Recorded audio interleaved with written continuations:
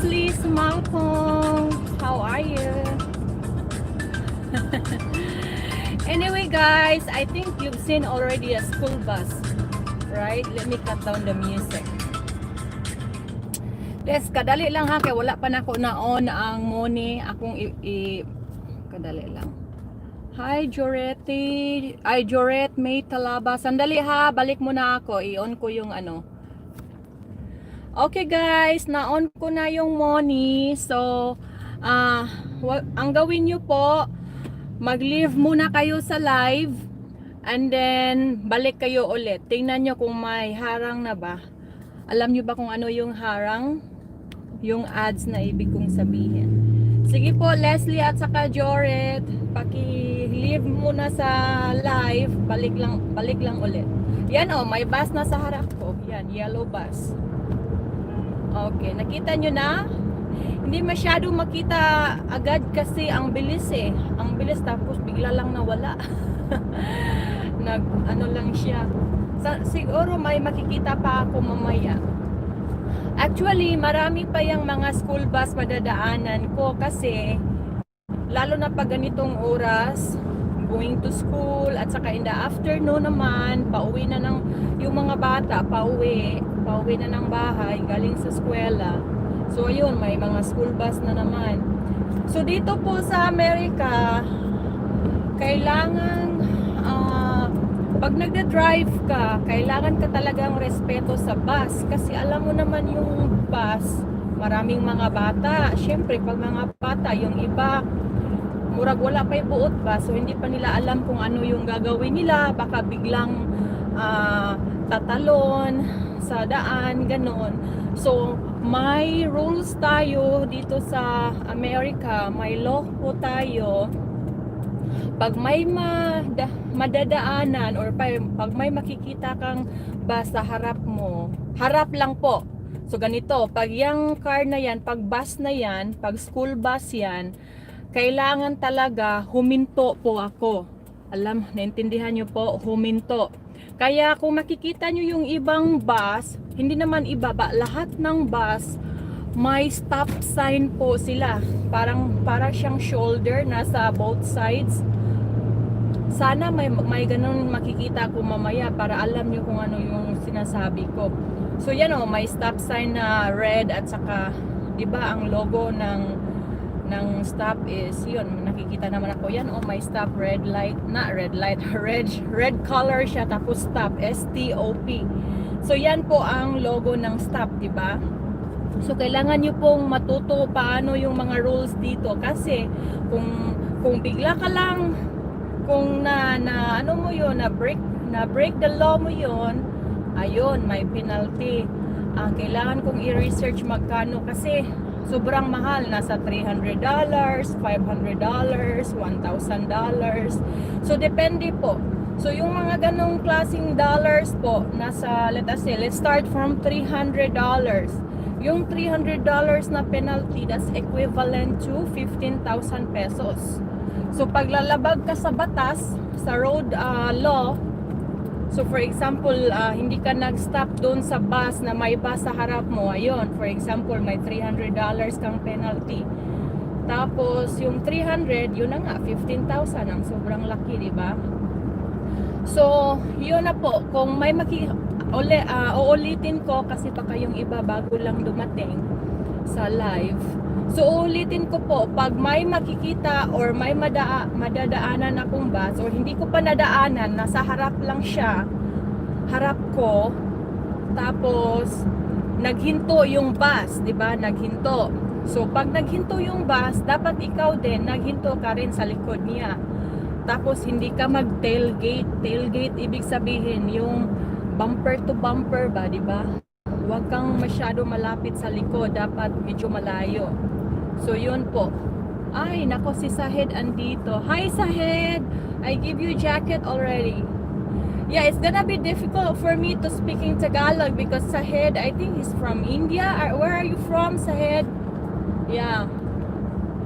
Anyway guys, wala pang harang. Sandali ha, babasahin ko yung mga bakas niyo pag maghinto ako. Anyway, balik tayo.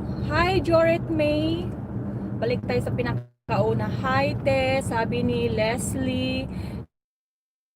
Doret May. Leslie na naman.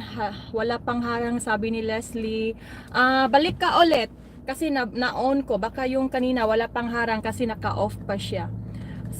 Tapos si Sham Alonto, good morning po. Keep safe. Dan Tamsak, good night. Hi Sahed, if you wanna earn more bananas here, you can. Leslie, Sham, and Joret are still here. So you can exchange your houses. Nako. Anyway guys, so yeah, pag may mga tanong po kayo about sa paano yung driving namin dito sa Amerika, yan po, at least may matutunan na kayo kahit wala pa kayo dito sa Amerika, 'di ba? Para pagdating nyo, alam nyo na, 'di ba? So yan, lahat yan kagaya nito, 'di ba? Yung sa left side ko solid yellow line siya. Kasi dito sa Amerika, kagaya din naman diyan sa sa amin sa Philippines. In the Philippines, if you take a driver's license, 'di ba? May exam pa yata, I think, written exam and then driving test. Mag-take ka muna ng exam at saka bago yung driving. Dito sa Amerika is the same rules. So you have to take the written test. So pag written, alam mo na kung ano yung mga rules, yung for example na yon. So kailangan yung pag may bus sa harap mo, if there's a bus in front of you, you should stop, right? If the bus is stopping in front of you, you should also stop. So you have to stop, I think 6 feet away, if I'm not mistaken. So yeah, things like that I have to really remember, because otherwise, then you're gonna fail the test. So you have to know if it is 6 feet, 10 feet, 12 feet, you know, things like that. Those are very important numbers. And then, right now, I don't know if you see, there's a speed limit also. It says 40. Did you see that? Well, it's probably hard to see because it's a, what they call this one? It was fast. I'm driving fast. So yeah, if you see something like that, 40 speed limit, and you're driving 50, you're gonna be in trouble. Because what happened is, well, not really in trouble, but if sorry, I don't want to break the law, but yeah, you should follow the speed. But something right here, oh, that's not the speed limit, that's the 101 freeway sign. So what I'm trying to say is, if it's a 40 speed limit, 40 miles per hour, you should follow 40 miles, or you should also drive, your speed should be 40 miles, right?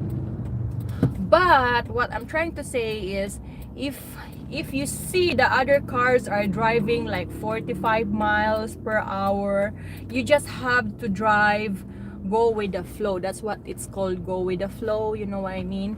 So of course, if they're driving 45, you can't drive very slower than them. If you really want to drive slower, then you have to go to the very first right, on the right lane. You know how that one over there, they're close. Where, look at your right side. So that's my right. So there's no cars there. And then 1, 2, 3, 1, 2, 3. So there's 3 lanes on my right side, and then the 4th lane is the one in front of me. That's the truck. Actually, in the Philippines, I misunderstood what truck means. I thought when we call about truck means like, you know, there's a truck like a cargo truck. No, right here, there's a bus again. See over there, yellow bus just passed by. Right there, it's on my my side mirror. Did you see that, guys? The yellow bus. So anyway, let me finish. I keep interrupting. So yeah, that's the 4th lane in front of me, which is on my left now. And then the guy on the very left, that's the 5th lane. So it means if you are on the right lane, the very first right lane, you drive slower. If you want to drive 35 miles versus 40 miles, then yeah, you drive slower to your right lane. And if you drive 45, 50 miles, then you drive on the very left lane. So right now, I'm on the 2nd lane, right? It's the 2nd lane from the right. So Usually, so if you see that car changing to the right or turning to the right, so that's why they drive slower, because they're trying to brake and slow down and turn to the right. So that's why I don't like driving on the right lane unless if you're also turning to the right. Otherwise, you're gonna be stuck waiting for them until they turn. So right now, after this light, I'm gonna also turn to the right. So I had to change lane after this car, the white car in my right hand side. So yeah. Anyway, sino pa ba andito? Wala pa po, ma'am. Oh, there's nothing? Bisitahin ka po namin. Wala Japon ti. Ikatulo na akong gibalik-balik. I really don't know. Let me double check while I'm stopping. Hello? Kasi sabi ko, bakit ganito, ganyan, ganito, ganyan. Pareho lang yun naman yung ginawa ko sa kabila. Bakit dito iba yung resulta, di ba? Parang ganon. Here pa po. Anong ibig here pa po? Meron na? Meron ng harang siyam? Anyway, well, the white car driving very fast. Nahuli ako. Okay lang. So what I'm gonna do, because I'm gonna change to the right. I'm gonna turn to the right, so I have to change lane to my right also, right? You see that one? So now I'm on the very first right lane, because this light here, I'm gonna also turn right. Same thing with that guy is doing. Yeah, right there. Okay. So if you see something like this, or if you drive something like this where you're changing your lane to the right, then you have to slow down. So guys, I'm sure if you know already how to drive, you know what's the trick. Because if you don't drive slow and you're turning to the right, then you're gonna be in trouble, because you're gonna be short, they call it short turn. Wala pa rin, sabi ni Jorit, wala pa rin. Okay, so guys, how we gonna do, speaking of attendance, how we gonna do it? Because I understand some of you don't have load every day, and some of you are busy, they're studying just like me. Every night, guys, I do study a lot. Not only study, but I have to take exams after exams. It's like back to back. So I'm really busy in the evening, and I usually do live in the evening my time, which is around morning your time. Yeah, if let us say I start 8 p.m. here, so that would be 11 p.m. 11 in the evening in your time, right? So I don't do that anymore, because yeah, I want to concentrate my study. I want to maintain my A's. Char lang. So guys, not to be, oh, I should post that here on YouTube next time. So last week, guys, let me share with you the good news. Last week I received a mail from my college, and I received it's called President Honors List. So ibig sabihin ng President's Honors List means an honor student. Char lang. Ang bugira dyan, oy. Bitaw, because last year I got all my A's, so that was good. So when you maintain your A's, then you gonna getting murag medal sa tuwa ba, but it's not medal here. We receive a certificate. Okay guys, next time when I go back, when I check I'm gonna check the certificate, and I'm gonna send it to you. I just wanna share it with you. It's not about boasting, dili man sa panghambog ba. It's a challenge, because especially here in this country, that I have a business, I'm doing my business, I'm working, you know, and family, take care of the family, take care of the people back in the Philippines, you know, and then, you know, in the weekends we try our best to you know, spend time going out, traveling, sightseeing, road trip, because you know, we need to relax, right? So it's really hard for our time management. So it's really hard when you do everything everything at the same time, you know, it's hard. So you get really stressed out just to manage your time. But I'm glad I still did it. So despite of my business, my work, my school, you know, entertainment, so I made it to get the A's, right? In your case, let us say you're also a student and you have kids, especially small kids. It's very time consuming taking care of them. So what I'm saying is, you get distracted when you have a kids crying and you are supposed to study, or you want to take an exam, or a night before you didn't have a good sleep because your kid did not, you know, made you awake. So what I'm saying is, it's really hard. It's very tough to maintain grades like that if there's so many things going on in your life. So despite of all that, and what I'm trying to explain or share with you, that I still made it to A's. I got A's. So A's here. Oh, there's another bus. Well, I turn it. There's a bus behind me. There's a lot of buses nowadays. I thought that the school is closed because me, I don't go to school, or I don't go to the actual school anymore. We do online class. Everything is online now.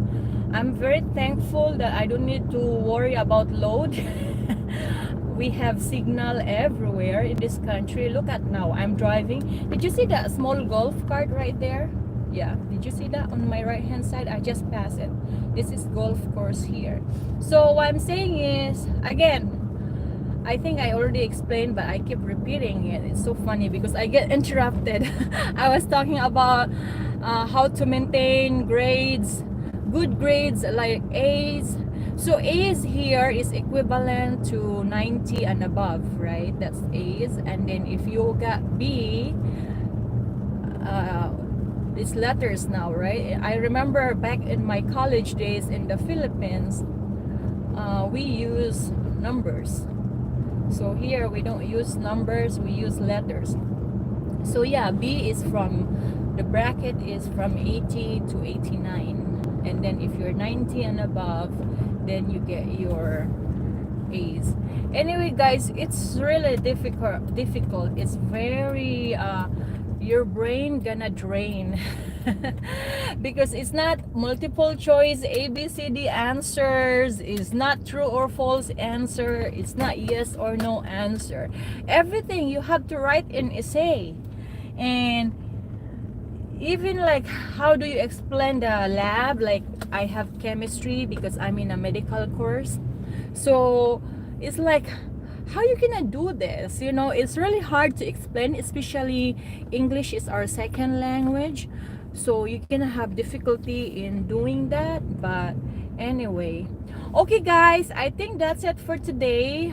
It's nice to keep in touch here. I'm showing you about USA, how we drive here, you know, things like that. And yeah, that way you will get an idea how to drive, or learning about the culture here in the US. You know, it's nice learning. I like that. I really like to learn. In fact, I already finished my course here.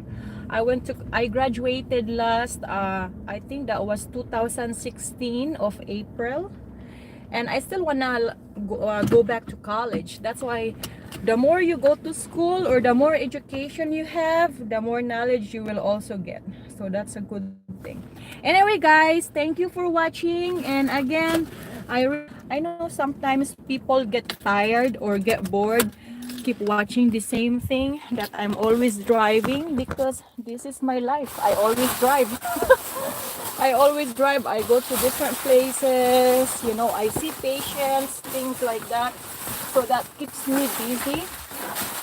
And yeah, so you will get, like I said, you will get an idea how it works, how we drive. So anyway guys, thank you for watching, and enjoy the rest of your day if you are here in the US, whoever's watching. And good night, Philippines. Bye bye.